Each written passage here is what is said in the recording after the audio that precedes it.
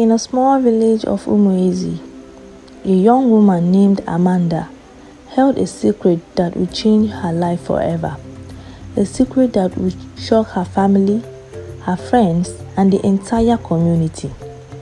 Amanda's mother, Ada, was the only one who knew about her gift, and she had warned Amanda to keep it hidden. Amanda was a skilled blacksmith and diviner, known for her exceptional talents and unconventional approach to life. However, her divination skills were considered taboo in their community, as they believed it was a gift from the gods and only certain families were allowed to possess it. And for hundreds of years, no one had seen anyone with such a gift. Amanda's family was not one of them. One day, while working in her forge, Amanda had a vision of a potential danger that would befall her friend Inyoma. She rushed to Inyoma's house and warned her, saving her from a potential accident. Inyoma was shocked and grateful, and Amanda confided in her about her gift. Inyoma had promised to keep Amanda's secret, but she couldn't help but feel curious and a little awed by her friend's ability. She had encouraged Amanda to embrace her gift, but Amanda was too afraid of the consequences. As they worked in the forge, Inyoma approached Amanda. "Amanda, I've noticed something strange about you." Inyoma said, "You seem to have a special gift. What is it?" Amanda hesitated, unsure of how much to reveal. But before she could respond, her mother burst into the forge. "Amanda, your father has fallen ill. The village elder says it's a spiritual attack. We need your help to save him." Amanda's heart raced as she faced a difficult decision. Should she reveal her secret and risk being ostracized? Or should she keep it hidden and lose her father? Amanda's heart raced as she faced a difficult decision. She knew that revealing her secret would put her entire family at risk of being ostracized by the community. But she also couldn't bear the thought of losing her father. With a deep breath, she made her decision. "Mother, I will do it," she said, her voice firm. "I will perform the ritual to drive out the malevolent spirit." Ada's eyes widened in surprise, but she quickly nodded. "Thank you, Amanda. I knew I could count on you." Amanda's friend, Nyoma and Ifeoma, looked at each other with a mix of awe and fear. They had never seen Amanda's divination skills in action before, and they weren't sure what to expect. As they made their way to the village elder's hut, Amanda's heart raced with anticipation. She knew that this was a turning point in her life, and she was ready to face whatever came next. The ritual was a success, and Amanda's father was saved. But as the news of her divination skills spread throughout the village, Amanda faced a new challenge. The villagers, who had once respected and admired her, now looked at her with suspicion and fear. Some accused her of witchcraft, while others praised her for her bravery. Amanda's family was shunned by the community, and they were forced to live on the outskirts of the village. But Amanda refused to let the negativity bring her down. She continued to hone her divination skills, using them to help those in need, and slowly but surely, the villagers began to see her in a new light. However, Amanda's newfound status as a respected diviner didn't change the fact that she was still struggling to find love. She had always had a crush on Obinna, the young man who had caught her eyes months ago. But now, with her new reputation, she was too afraid to approach him. What if he didn't want to be associated with a diviner? What if he thought she was too strange or too powerful? Amanda's fears held her back. She continued to pine for Obinna from afar. But fate had a way of bringing people together, and soon Amanda and Obinna found themselves at the same gathering. Their eyes met, and Amanda's heart skipped a beat. She knew that this was her chance to reveal her feelings, but she was too afraid. Just as she was about to turn away, Obinna approached her. "Amanda, I've been wanting to talk to you for weeks," he said, his voice low and smooth. "I've heard about your divination skills, and I must say, I'm impressed." Amanda's heart raced as she looked up at him. "Thanks, Obinna," she said, her voice barely above a whisper. "I'm just trying to help those in need." Obinna smiled, his eyes crinkling at the corner. "That's what I liked about you, Amanda. You are brave, powerful, and kind, and I think I might be falling for you." Amanda's heart soared as she looked up at Obinna. She knew that this was her chance at love, and she wasn't going to let it slip away. Obinna's family was shocked when they found out about his relationship with Amanda. "A diviner?" his mother exclaimed. "Obinna, you can't be serious. They are not like us." Obinna's father, a respected elder in the village, was equally disapproving. "Amanda's family is not from this village," he said. "We don't know their ways or their history. You deserve someone better, Obinna."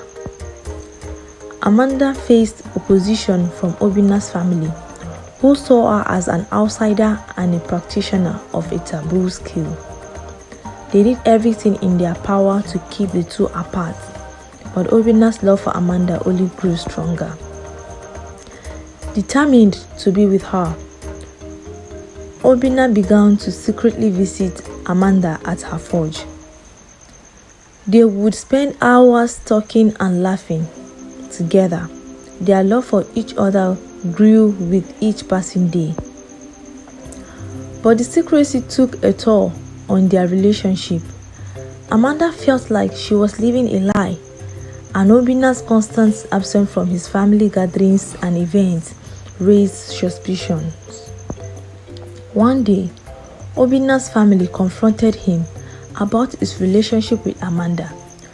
"You have to choose between us and her," his mother said, tears in her eyes. "We can't accept her as our daughter-in-law." Obinna was torn between his love for Amanda and his loyalty to his family. He knew that his family would never accept Amanda, but he couldn't bear the thoughts of losing her.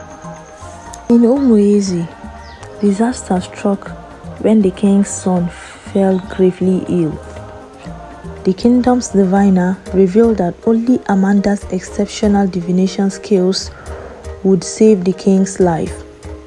Desperate, the king sent a delegation to Umuofia to plead for Amanda's help.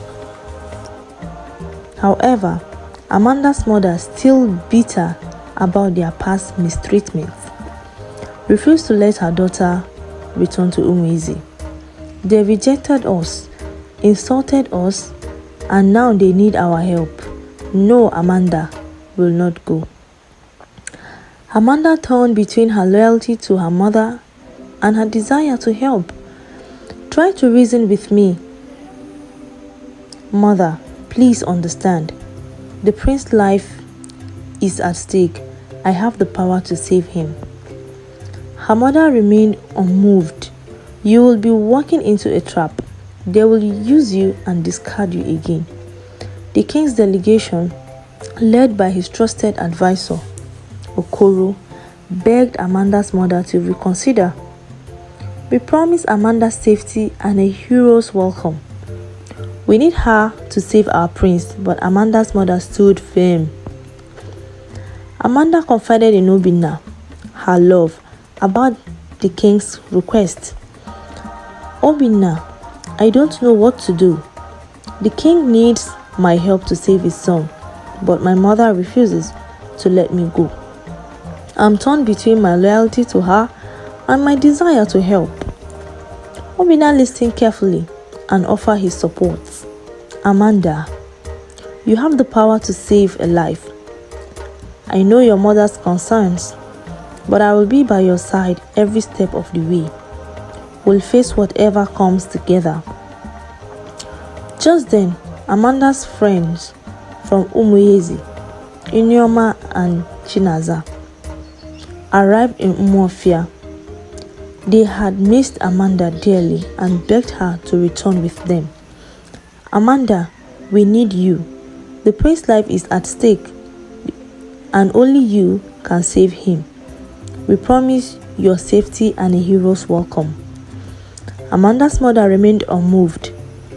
Despite their pleas, you are all just trying to manipulate her. She's not going back to that place. But then, the king himself arrived in Umuofia. His desperation palpable. He knelt before Amanda's mother, his eyes filled with tears. Please, I beg of you, let Amanda come back with me. My son's life is slipping away, and only she can save him. I promise to protect her and honor her as a hero. Amanda's mother was taken aback by the king's humility and sincerity. She saw the genuine fear and love in his eyes and finally relented. Okay, Amanda can go, but only with Obinna by her side, and you must promise to keep her safe. The king agreed. Overjoyed, Amanda, with Obinna and her friends, set off for Umuezi, ready to face whatever lay ahead. As they journeyed back to Umuezi, Amanda's heart raced with anticipation and worries. She had never performed a divination ritual as critical as this before. What if she failed? Obinna, sensing her anxiety, took her hand in his. You will do great, Amanda. Your gifts are powerful, and I will be right there with you. Upon their arrival, the king led them to the place where the ailing prince lay. Amanda could feel the weight of the kingdom's hope on her shoulder. She began the ritual, her hands shaking slightly as she invoked the gods. The air was thick with tension as she poured out her divination powers. Suddenly, a bright light filled the room, and Amanda saw a vision of the prince's illness. She knew exactly what to do. With refound confidence, she continued the ritual, channeling the god's energy into Prince's body. Slowly but surely, his vital signs began to improve. The kingdom erupted in joy, and the king thanked Amanda with tears in his eyes. You've saved my son's life. You are a true hero, Amanda. Amanda smiled, her heart full of pride and gratitude. She had faced her fear and proved herself. Obinna wrapped his hand around her, beaming with pride. The kingdom celebrated long into the night, and Amanda knew she had finally found her true home in Umuezi, with Obinna by her side and her divination power respected and valued. The king of Umuezi, overjoyed by Amanda's success, approached Obinna's father with a request. My dear friend, I ask that you allow your son Obinna to marry Amanda. Let our family be united, and our kingdom become one. Obinna's father, moved by the king's words and the valuable gift he offered, agreed to the union. Let it be so. Our children shall marry, and our kingdom shall be united.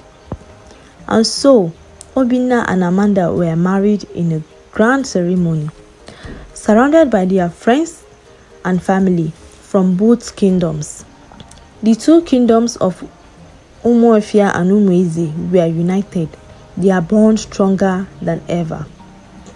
The king of Umueze gifted Obinna and Amanda a beautiful palace where they lived happily ever after. Thank you for staying with us to the end of this epic tale. Please subscribe.